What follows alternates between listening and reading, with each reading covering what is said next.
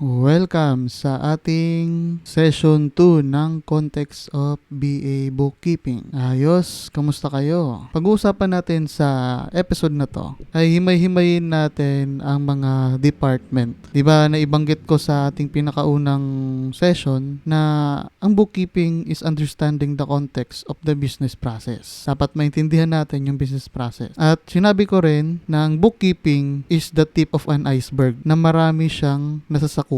At sa susunod nating mga session ay gusto kong i-explain pa isa-isa itong mga role na to para magkaroon kayo ng malalim pa na pag-intindi sa kung ano ang mga pwede nyong trabahuin kung kayo ay naging VA bookkeeper. Kung ngayon lang pala tayo nagkita, ako nga pala si Kyle at may 4 na taon akong experience sa pagiging VA bookkeeper. Welcome sa ating session na to. Kung hindi mo pa napanood yung ating episode 1 ay hanapin mo lang sa ating playlist at let's go, start na agad tayo. Rearrange ko muna tong billing kasi magkadugtong to ng accounts receivable. Pag-uusapan natin ngayon ay dito tayo sa baba. Yun. Pag natin ngayon ay billing and account receivable. Accounts receivable. Familiar na ba kayo sa billing? Familiar na rin ba kayo sa accounts receivable? Kung hindi pa, okay lang yan. Papaintindi ko sa inyo yan. Sa bookkeeping, sa accounting cycle, meron kasi tayong tinatawag tayo na chart of accounts. Ang chart of accounts ay nagre-revolve sa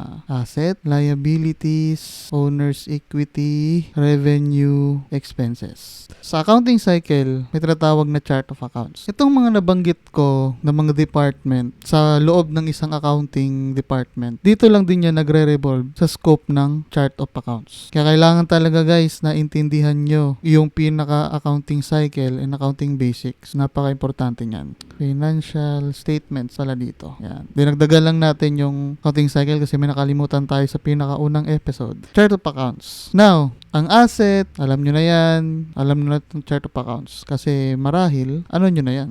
Pag-aralan nyo na yan sa accounting basic. Ayos? Dito ko explain sa inyo sa episode na to yung billing accounts receivable. Maglagay tayo ng example company. Company example. Ang pinaka-common na service-based na business na may billing is yung tinatawag na service company. Meaning, ang gagamitin nating accounting dito is service concern. Yung walang inventory, hindi nagmamanufacture, at kumikita sila or nag-i-income sila through services. Service business. Gagamitin nating example dito ay landscaping business. Sa landscaping business, lagyan natin ng company. Kyle Omak Perfect Landscaping LLC. Si Kyle Perfect Landscaping Business ay meron siyang landscaping company. And identify muna natin kung sino yung customer niya. Sino yung customer ng landscaping business ko? B2B corporate client. Meaning, ang nila-landscape ko lang or ino-onboard ko lang na client sa kumpanya na to ay yung business din na corporate. Hindi ako nagsiserve ng bahay-bahay, hindi ako nagsiserve ng HOA, hindi ako nagsiserve sa mga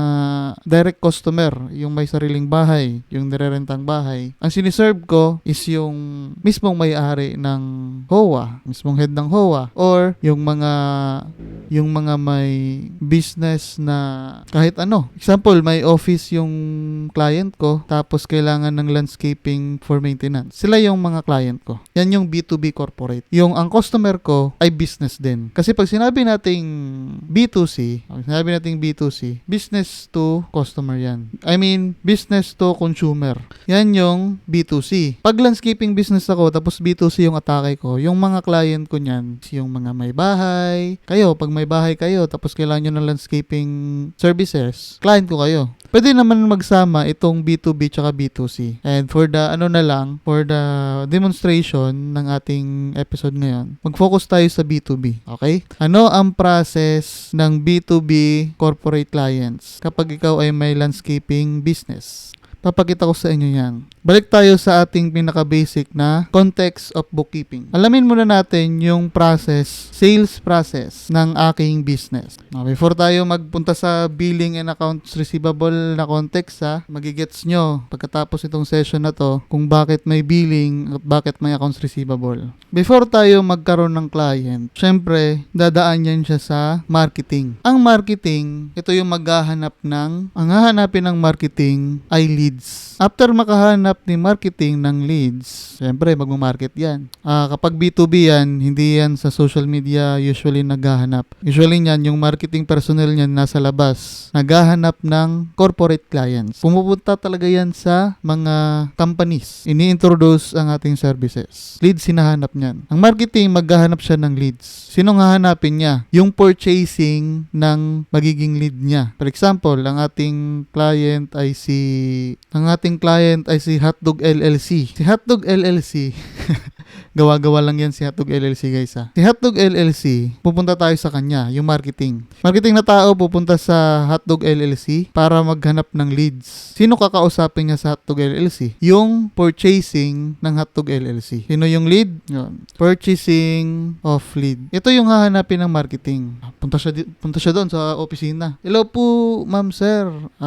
Ako po yung marketing representative ng Kyle Omak Perfect Landscaping LLC. And we provide landscaping services for corporate clients like your company. Pwede po bang makausap ang purchasing nyo para po magkaroon kami ng connection and magpa-accredit po ako sa inyo. May term akong ginamit, accreditation. Ito yung formal term na gusto mong magpalista as one of the supplier o subcontractor sa isang corporate client. Accreditation yan. Hindi lang yan automatic na mag-order yung mga corporate client, guys. Hindi yan nagwo-walk-in, hindi yan lahat. May tamang process yan. Tayo as a supplier, magpapa-accredit tayo sa mga corporate clients para makakuha tayo ng project sa kanila. Hanap natin purchasing lead. Opo, sige. Yung purchasing lead po, andito po sa door 5-6. Pasukin nyo lang po si Mr. Balakubak. Pangit ang pangalan. Okay, hanapin nyo lang po siya doon. Alright, pasok na yung marketing natin. Hello ma'am, ako po si Kyle sa Kyle Omak Perfect Landscaping LLC. Isa po ako marketing doon. At ma'am, gusto namin magpa-accredit kasi we provide high quality and perfect landscaping services. Ano po bang kailangan namin para ma-accredit kami sa inyo at para makapag-provide po kami ng high quality sa inyo na landscaping services? Magbigay na yan ng list yung purchasing nila. List of accreditation. List. Maghihingi na yan ng business registration, ng tax returns, ng anything na kailangan nila para ma-assure nila na kung mag-order sila sa inyo, magkakaroon sila ng fixed project, ay kaya nyong panindigan at hindi kayo mawala-wala agad. Yun na yung pinaka, ng accreditation, ng pinaka-purpose. Sabi ng sige ma'am, provide namin yung mga papeles nyo. Tapos, after ng leads, nakausap nyo yung purchasing ng lead. Pag na-accredit na yan, pupunta na yan siya, malilist na yan siya as customer. At sino na mag-handle sa kanya? Yung sales representative. Sales na ang magtatrabaho niyan. Now, may mga kumpanya guys na itong sales and marketing pinag-isa. Pwede din naman si sales rec ang maghanap sa purchasing, pero pwede din ganito. Pero ito yung yung formal flow, kung sino talaga yung designated person. Now, yun. Yung purchasing, magiging customer na siya. Now, dahil customer na siya, ano yung process dito? Yung purchasing, guys, magre-request per quotation yan. Ito yung process niya na. Punta yan dito. Mag-send ng request per quotation yan. Kung mag-send ng request per quotation yan, magbibigay yan sa inyo hindi sa inyo pa, accounting kayo Magbibigay ito sa sales representative ng description of project, scope terms, and conditions. Magbibigay yan siya, sasabihin niya, Kyle Omak Perfect Landscaping Services Sales. Gusto naming magpa-quote sa inyo ng landscaping services sa aming area sa Los Angeles, California, Street Apitong. May building kami doon na napakalaki. Then, magpapakot kami sa inyo magkano yung monthly na landscaping services nyo doon. And we hope na magkakaroon kami ng discount kasi ikokontrata namin to ng 2 years. Yun, paldo si Kyle Omak Perfect Landscaping Services neto. Pagkatapos niyan, request for quotation na. Itong sales, magbibigay to siya ng quotation. RFQ tawag nito guys. Yung RFQ, yan. RFQ. Sino mag-issue nito? Yung purchasing ng client natin. So si sales, magre-respond siya ng quotation. Parang i-copy-paste nyo lang yung RFQ ng client, pero ano nang kinalaman? Amount and warranty. Yan yung flow niyan. Tapos, kapag nag-respond na yung sales, tapos na-review na ng sabi ng sales, Mr. Hotdog LLC, purchasing, ito po yung quotation namin sa request for quotation mo. Ang aming presyo dyan, monthly, ay dahil malaki-laki, 5,000 per month. Kapag i-award mo sa amin ng 2 years yan, pwede naming ibigay ng 4K na lang. Tapos may warranty yan. Kapag may mga issue, ay amin yung sasagutin. Kasama na dito yung hindi lang landscaping, kundi pag-clearing din ng area after naming linisin. Lahat. Ito yung quotation namin, Mr. Purchaser. Tapos, i-review yan. If reviewed, dalawa lang patutunguhan yan. Either rejected or approved. Kapag ma-approve yan, ay gagawin na yung project. Reviewed and approved. Ano ibibigay sa inyo? Ibibigay sa inyo ng purchasing ng client nyo. Bibigyan kayo ng document niyan. Purchase order. Ang purchase order, guys, ito yung katangi-tanging confirmation, official document na nagpapatunay na approve na yung quotation. Wala nang balikan to, especially kapag na-issue na nila, na-approve na sa accounting nila, and then naging purchase order na at na-receive nyo na. Ito na yon, purchase order na siya. Pwede nyo nang gawin yung trabaho. Kasi ito yung patunay na sige, sa inyo na yung award, sa inyo na yung project na yan. Ang sunod naman dito ay operation. Dito na papasok yung fulfillment. So, based doon sa purchase order, gagawa yan sila yan ng job order, yung operations. Kasama yan sa fulfillment. Yung job order na yon, kamukha lang yun ng purchase order. Pero internal document lang yun. Tapos after ma-fulfilled ay syempre may delivery and confirmation na. So kapag ma-confirm na, dito na natin aantayin yung sabi ng operations. Dear purchaser of Hotdog LLC, na fulfill na po namin ang iyong first month of landscaping services. Tapos na-confirm na din namin at napapirma na din namin yung aming service report or delivery confirmation na natapos na namin yung project. Please approve. Okay, may document na. Tapos inattach mo yung PO, inattach mo pa yung delivery or service report. Yung purchaser, ipapa-approve mo sa kanya to. Tapos pag sabi ng purchaser, napakaganda, napakabangis talaga, totoo pala talagang perfect yung landscaping LLC nyo. Alright, approve yan. Pag approve niyan, sa wakas, pupunta na yan sa billing. Tayo na. Dito ka napapasok kung ikaw ay billing specialist. Napakahaba ng explanation ko, no? Minsan, maikli lang to. Napakahaba tingnan yung process, no? Pero maikli lang yan, guys, kapag actual operation na. Pinapaintindi ko lang sa inyo, hinihimay-himay ko lang kung ano yung flow talaga na nangyayari sa isang B2B corporate client. At kapag naintindihan nyo to, basic sa inyo maintindihan yung B2C. Maniwala kayo sa akin. Na pag billing na, dito nyo na hihingin yung compilation of documents. Ano i-compile yung documents? Basic lang yan. This is not limited. Joke lang. Nung i-compile yung documents. Siyempre, dahil naintindihan mo na yung ating process. Ito yung process. As much as possible, kung anong mga papel na nadaanan or approval na nadaanan throughout the process, mas magandang i-compile mo yan. Sample, itong actual approved quotation. Tapos after ng approved quotation, record mo din itong issued purchase order. After ng purchase order, kung may service report or approval, pwede mong i-include yan. Delivery or service report. Kasi yung service report, guys, from operations yan. Tapos, panghuli, yung approval ng client na na-fulfill natin yung services. Yun. Eh di na-compile na natin sa billing. Minsan gamit natin tools dito dati sa company namin. Nuance report, Nuance PDF. Hindi ko makita yan sa browser actually. Parang owned ata yun, PDF app. Or sa paid version ng Adobe Acrobat, may merge PDF niyan. So, kukompile mo to. After compilation, dito na papasok yung, syempre, invoicing. Sa invoicing, basic lang. Kung ano yung amount ng quotation, approved quotation, at ano yung amount ng purchase order, dapat magkamukha yan sa invoice na gagawin nyo.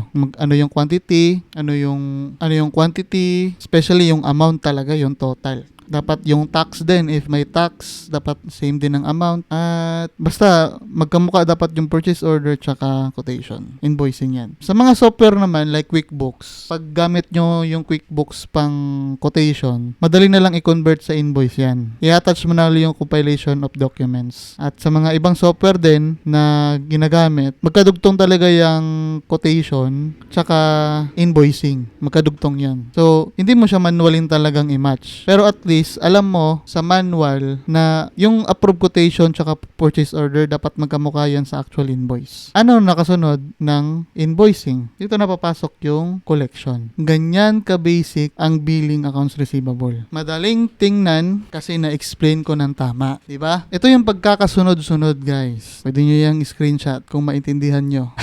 Ganyan ka-basic yung accounts receivable and billing. Ang gusto ko lang i-note nyo dito na ito po ay B2B corporate clients. Magkakamukha lang naman yung B2B tsaka B2C. Ang B2B nga lang, mapapel siya. Maraming approval. Yung B2C, madali na yan. Sobrang bilis lang ng B2C. Kaya B2B yung tinasabi ko sa inyo kasi kapag naintindihan mo yung B2B, naintindihan mo na rin yung B2C. Maniwala kayo sa akin. Kaya yun yung pinaka-process ng billing accounts receivable. Kaya, for example, meron kang mga interview o meron kang mga in-applyang billing accounts receivable, nagre-revolve lang dyan yung mga katanungan dito.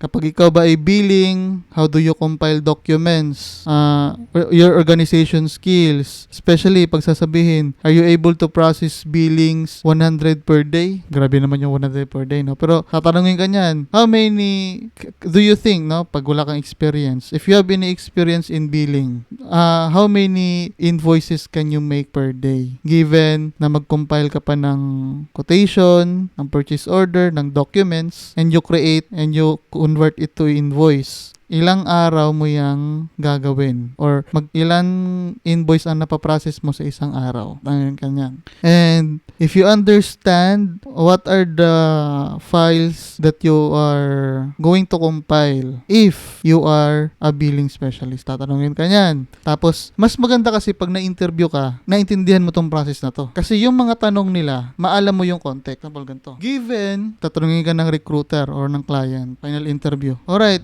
let's give you a scenario. Tatagalugin ko na lang. Bibigyan ko kayo ng scenario. What if ang operation, sabi ng finance head, na kailangan mong i-priority itong collection. Naatasan ka ng finance manager, finance head nyo ng priority itong collection ngayong araw. Tapos, may marami kang pending na ibibill na client kasi natapos na yung trabaho. Ano yung gagawin mo sa sitwasyon na yan? Kailangan ng collection kasi kailangan ng cash ng company. Pag hindi kayo nakakollect, wala kayong sahod. Case-to-case lang to, guys, ha. Tapos, ang dami yung sisingilin. Ano ang uunahin mo? Tanungin ka ng ganyan. Ako, kung sasagutin ko yan, basic lang sagot dyan. Ang sagot dyan, ang collection na record, andyan lang yan. Alright? Ang collection, ito pagkakatandaan nyo, ang collection, tapos na yan sa pinaka-process ng lahat-lahat. Na input na yan, may trail na yan, audit trail, kasi ito yung dulo eh. May input, may dulo na yan, lahat yan nasa system na, kasi napunta na siya sa collections. Alam mo, magraran ka lang ng aging, magraran ka lang ng SOA, malalaman mo na kung sino yung kokolektahin mo. Meron na yan. Itong billing kasi, dadaan pa siya sa process. Kung ako ang sasagot dyan, Your Honor, ito gagawin ko. Para hindi ako out of track, itong mga ibibill ko, ilalagay ko muna sa isang folder o sa isang tracker wherein ilalagay ko siya sa aking to-do list. Anong billing number, anong quotation number, purchase number, lahat i-input ko muna. Hindi ko muna siya ipaprocess. At least, ilagay ko lang siya sa tracker or sa ating management system na meron akong ipaprocess na mga billing na ganito na ongoing. At kapag confident na ako na i-record ko na lahat, ibubuhos ko na ang aking buong araw, makolekta lang yung mga pwedeng i-kolekta. To call the clients na mag-follow up sa kanilang mga payment dues na, dear ma'am, sir, nag-due na po ang inyong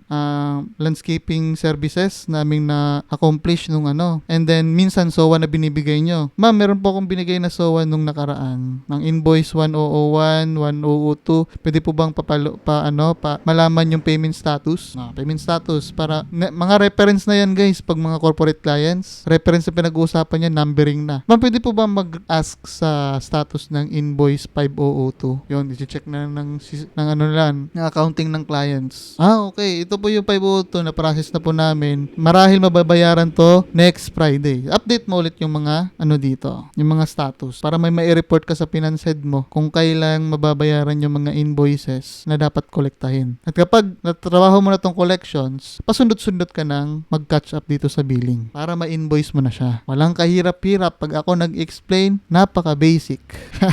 Kaya ito ang trabaho mo as billing / accounts receivable. Minsan, tatalon ka to sa collection. Kung may katanungan kayo, comment nyo lang dyan sa ibaba at join din kayo sa ating Discord community para kung gusto nyong tanungin ako direct ay masasagot ko kayo kasi meron tayo dun sa community. Ayos? Alright. See you sa ating next episode. Alam kong may natutunan kayo. Napakabangis, di ba? Napakabangis ng ating session ngayon. See you sa ating next session. Don't forget na mag-like, comment, and subscribe sa ating YouTube channel. At comment kayo dyan ng mga suggestion nyo at yung mga katanungan nyo sa episode na to. Sa episode 1 guys, sanap-check nyo lang yung YouTube channel ko. May playlist dyan. Naka-latest yan. Ito yung 2 natin. At tapos para mas maintindihan nyo tong ating session na to, inaanyayahan ko kayong panoorin din yung context of bookkeeping natin na video. Which is prior to this session ngayon, napag-usapan natin to. Alright?